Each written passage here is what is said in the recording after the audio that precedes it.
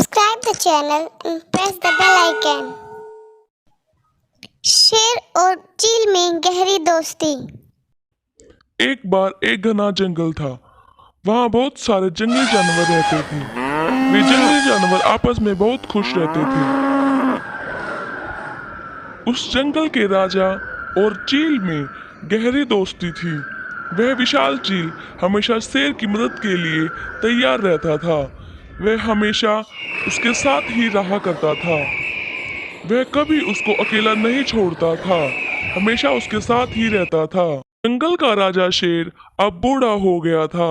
वह चील उसका परम मित्र था, इसलिए वह कभी उसको अकेला नहीं छोड़ता था। जंगल का राजा शेर बूढ़ा होने के कारण कमजोर भी हो गया था, तो वह हमेशा अपने मित्र चील से जंगल के विषय में जरूरी बातें किया करता था। उसी समय एक बाघ वहां घूमता हुआ उस जंगल में। बाघ सोचता है, अरे ये जंगल तो बहुत सुंदर है, ये तो मुझे बहुत अच्छा लगा। क्यों न मैं ही यहाँ का राजा बनूं। अरे हाँ, मैं ही यहाँ का राजा बनूंगा। तब उस बाज की नजर इस जंगल के राजा शेर पर पड़ती, जो कि अब बूढ़ा हो गया है और कमजोर भी हो गया है।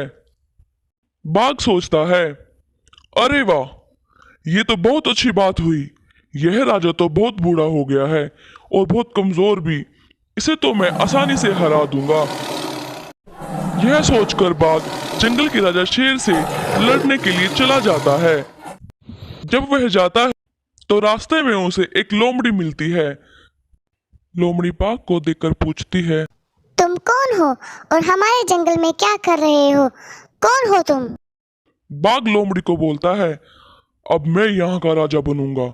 मैं उस बूढ़े शेर को लड़ाई में हरा दूंगा। अब तुम मुझे ही राजा समझो। हा। लोमड़ी मन ही मन मुस्कुराती है और बोलती है, तुम कभी हमारे राजा को छू भी नहीं सकते। विशाल चील हमेशा हमारे राजा की रक्षा करता है, हमेशा साथ रहता है। विशाल चील हमेशा हमारे राजा की परछाई बनकर उनके साथ रहता है, किसी को भी उनके आसपास फटकने तक नहीं देता। तुम क्या हमारे राजा को हराओगे? यह बात सुनकर बाघ बोलता है, गुस्से में बोलता है, तू मेरे रास्ते से हट जा। मैं अभी उसे लड़ाई में हरा कर आता हूँ और मैं ही इसी जंगल का राजा बनूंगा। इतना कहकर बाघ शेर के साथ लड़ाई करने के लिए चला जाता है।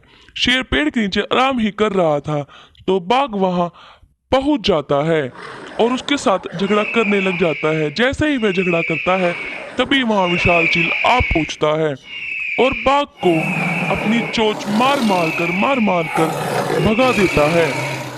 बाघ उसको देखकर अचानक चौंक जाता है। बाघ को चील से मुंह की खानी पड़ती है और वह निराश होकर वहां से वापस चला जाता है। बाघ विशाल चील से मुंह की खाने के बाद उसको जान से मार डालने चाहता है।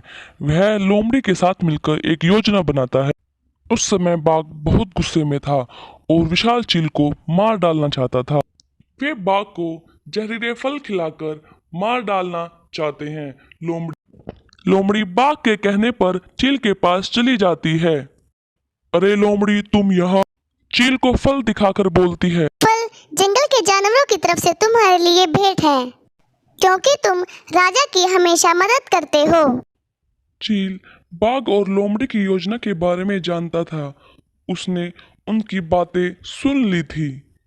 लोमड़ी एक पेड़ के पीछे खड़ी होकर यह सब देखती है कि चील फल खा रहा है या नहीं। वह मन ही मन बहुत खुश होती है कि चील फल खा रहा है। लोमड़ी बाघ को जाकर बोलती है, बाघ, चील ने सारे फल खा लिए। मैंने अपनी आंखों से उसे देखा है। उसने सारे विषैले फल खा लिए हैं। अब तक तो मर भी गया होगा। बाघ लोमड़ी से यह सब बातें सुनकर शेर के साथ लड़ाई करने के लिए पहुंच जाता है। जब वह वहां जाता है तो वह चील को उठा पाता है। वह पूछता है, तुम तो मर गई थी। चील बाघ को बोलती है, नहीं, मैंने कोई जहरीले फल नहीं खाए थे। मुझे तुम्हारी योजना का पहले ही पता चल चुका था। मैंने सब तुम्हारी बातें सुन ली थी। यह सब सुनकर बाघ चौंक जाता है। चील बाघ को बोलता है, मुझे तुम्हें सजा देनी थी, इसलिए मैंने तुम्हें पहले नहीं। मुझे तुम्हें और उस धोखेबाज लोमड़ी को भी सजा देनी थी। यह सब सुनकर लोमड़ी वहां से भाग और चील और शेर मिलकर उस बाघ को जान से मार देते हैं और एक बार फिर जंगल पहले की तरह खुशहाल और सुरक्षित हो जाता है।